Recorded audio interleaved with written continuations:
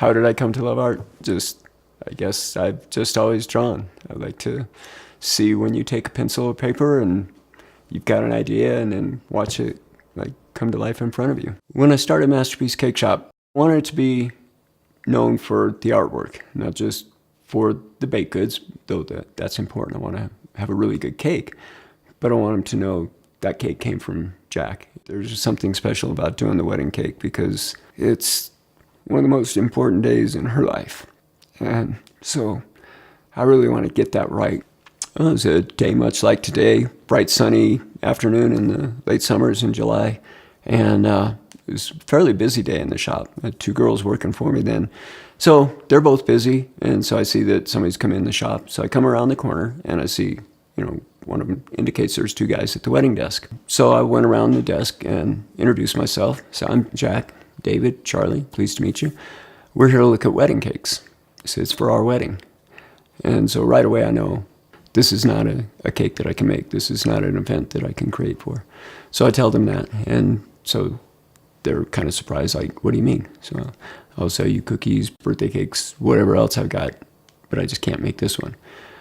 They took offense at that, got up, stormed out of the shop, flipped me off, and swore at me. And wow, I wasn't expecting that when I walked around the corner.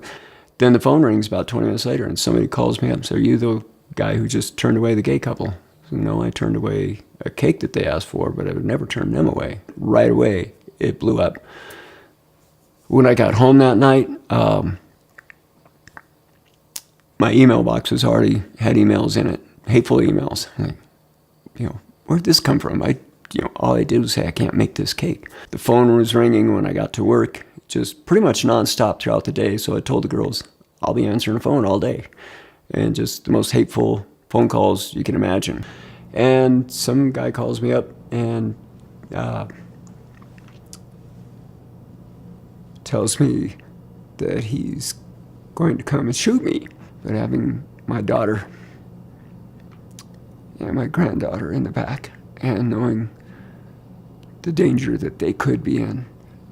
That set in motion. I've got to do something with this. I got to call the police. And they came, and guy never showed up or whatever, but that's a pretty frightening thing to have to deal with. So yeah, when we got the ruling from the Colorado Civil Rights Commission, said that we have to make cakes for same-sex couples, but you have to participate in it or face fines and up to a year in jail per charge, and there were 2 charges. So $1,000 fine and go to jail for 2 years. We had a couple choices. One is to say, okay, we'll start doing that, and that would violate my conscience, and I just didn't want to do that. I can't do that. And I also don't want to disobey the law. It was a clear law that was passed down. So I can't do this and I can't do that. And the other option that we came up with was, well, if we don't make wedding cakes at all, then we don't have to worry about violating this, and we're still in compliance. But then that's 40% of our business, so then what?